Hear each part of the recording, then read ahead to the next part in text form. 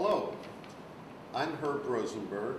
I'm a sculptor, teach at New Jersey City University in Jersey City, New Jersey. I'm here today to interview a really important New York City painter. His name is Hugo Xavier Bastidas. He was originally born in Ecuador. He's been living in New York for God knows how long. He has a wonderful wife and a terrific son, represented by an important gallery. And he's part of a new movement, a global project for people who have Latin American background. It's called We Are You. And now I'd like you to meet Hugo. Welcome to this interview. Thank you. Glad to be here. You and I have worked together for many, many years. And I have to tell you that there is so much that I absolutely don't know a thing about you. So I'm going to start off just by getting to know you a little bit, and then we'll talk a little bit more about your artwork or whatever else maybe. So we're going to start off like this. When you get up in the morning and you're getting dressed or ready to leave, do you put your left shoe on first or your right shoe on first? I don't know. I usually put on my right. Okay. I think about that because I don't think about it. Well, it's exactly why I asked the question, because, you know, normal art interviews, what color, crimson, green do you use or whatever. And I just wanted us to relate as old friends and old colleagues because, well, just because. Hugo, do you remember the first person who ever told you that you were an artist? Yes, that was my cousin, who I used to call him Uncle Fernando. And my parents did, because they didn't want to push me that way, but he would call me the little artist. That was about when I was 5. So you've been rebellious all these years? Well, not really. I just didn't want to, I don't think they wanted me to feel obligated to be anything. And I think they felt if they pushed me in any certain direction, I was going to rebel. Thus, it was good psychology. I embraced it rather than, and that sooner than not, they said you should get something, you should pursue something that can support you. Money. Yes, something. Are you going to do the same thing with your son? No, I'm just going to hope that he doesn't become an artist. Maybe a scientist with an artistic background. Okay, so in that line of thinking, is your work autobiographical, the content of it? And maybe you can tell the audience briefly what your vision is of the kind of work that you create. Many people might not know your work. Sure. Yeah, sure. The work is autobiographical. The very things that concern me from day to day appear in the paintings. For instance, the last group of paintings that I'm doing, the working title is Strange Occurrences. And one of the paintings is the proverbial cow jumping over the moon. And of course, it's not really jumping over a moon, but the moon is in the background, and it is jumping. And another one is a polar bear eating in the woods. So it really reflects the strange occurrences that we're going through, not just environmentally, but psychologically, as this planet becomes even more and more dependent on all its corners, all of its aspects. Thank you. Next question, going even more into this. Historically, artists have been called tortured souls. Are you one of them? think so. Yes, despite having a lovely wife and a wonderful son, which I'm really grateful for,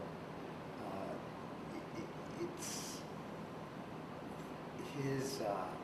his new world that I'm leaving behind that I'm concerned about. And probably that's why it took me so long to have a child, because I wasn't really comfortable with having someone in a situation that we're creating. So it's torturous. And seeing that I can't do anything about it except reflect makes it even much more difficult.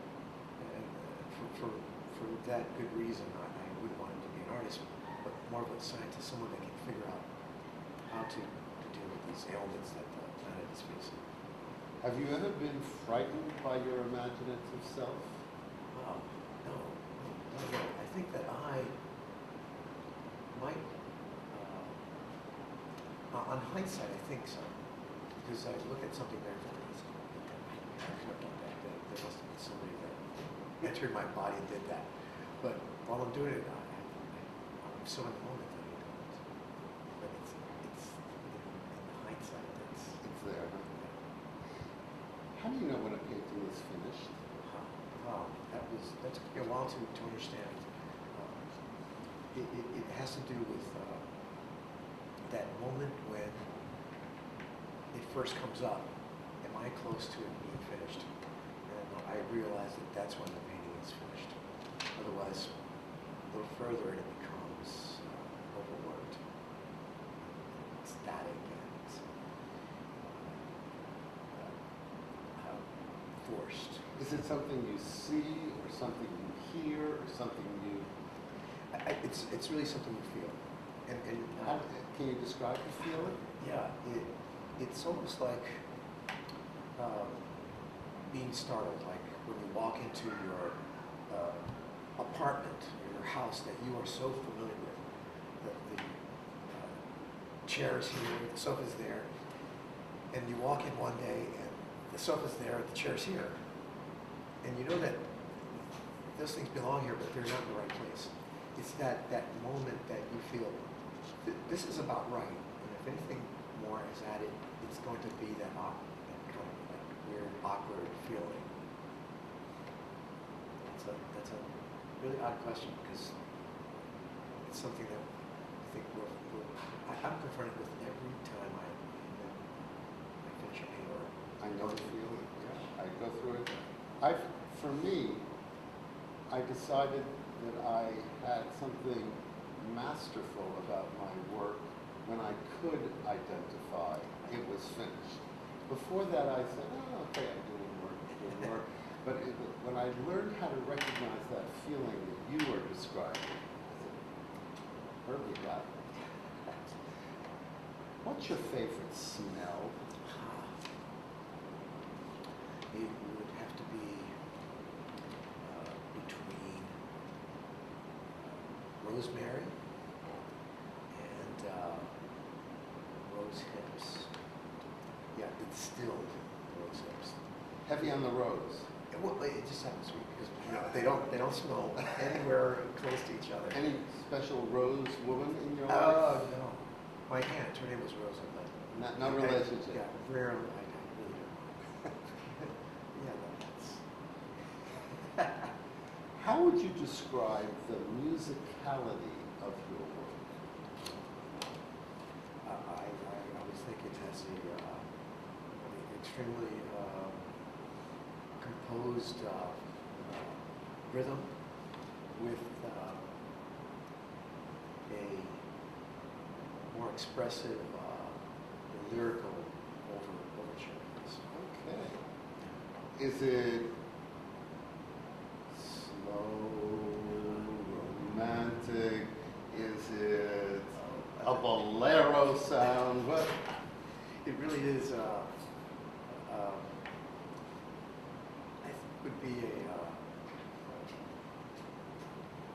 slow, methodical, melodic sound. Yes, I don't think it's a lyric.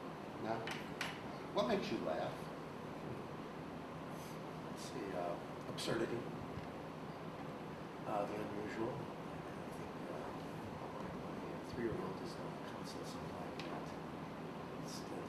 these things, you just didn't see it. And I think that's one of the things that I've tried to keep in my personality throughout life. I know that I see in years, but I consider my life a long day, interrupted by sleep. I'm still too sometimes. Welcome to my playpen. Yeah, it's kind of nice being that in that space for almost all your life. It's really. Do you think that's what separates us, meaning art people, from what I describe it to my students as the others? I think so, but maybe it's our that in combination with our oversensitivity, because we have to express it somehow, whether it's through prose or singing or oil painting. It still is oversensitivity and this kind of very wondrous, childlike view of this place we're in. Last question for you. Okay.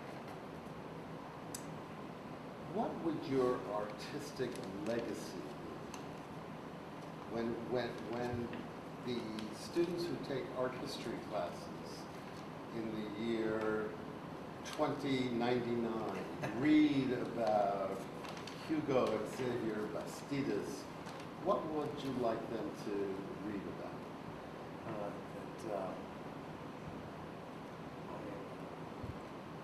With the given information of my time, I think I pointed out what we were missing, and that I did it in a very lyrical and subtle way, I suppose, and that I had some level of mastery of the medium. That I didn't want to show harsh parts. Are you being modest? No, this is harsh parts, but having really concentrated on the beauty of it, and what it means to lose that. Ladies and gentlemen, you just heard Hugo talk about beauty. And I'm hoping that as a result of this interview that I have sparked with Hugo your interest in seeing his work. Go on to his website. You will truly see beauty and why I have selected him as one of my most favorite accomplished artists. Thank you.